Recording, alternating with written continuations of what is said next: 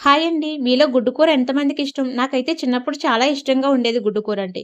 కానీ ఇప్పుడు ఎక్కువగా ఎగ్ బోండాలవి వేస్తూ ఉంటాం కదా! తింటూ ఉంటాము. అందుకనేసి గుడ్డు కూర అంటే అంత ఇంట్రెస్ట్ ఉండదండి. ఎప్పుడో ఒకసారి వండుతూ ఉంటాను. చిన్నప్పుడైతే చాలా ఇష్టముండేది. ఎందుకంటే చిన్నప్పుడు మాకు గుడ్డు కూర వండినప్పుడు సగం పెచ్చులే వేసేవారండి.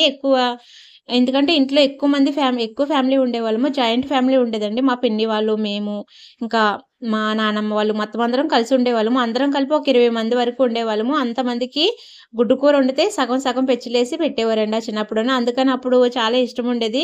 మొత్తం ఫుల్ గుడ్డేస్తే బావుండు, సగం గుడ్డేస్తే సరిపోలేదనుకునేవాళ్ళము. ఇప్పుడు మటన్ కూర ఎంత ఇంట్రెస్టింగ్‌గా తింటామో, అప్పుడు గుడ్డు కూర కూడా అలాగే తినేవాళ్ళము.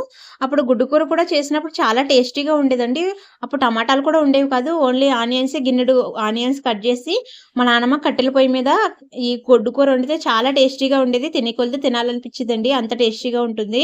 కానీ ఇప్పుడైతే అంత టేస్ట్ లేదు. ఎందుకో తెలీదు గానీ, మీకు తెలిస్తే కామెంట్ చేయండి. లైక్ చేయండి.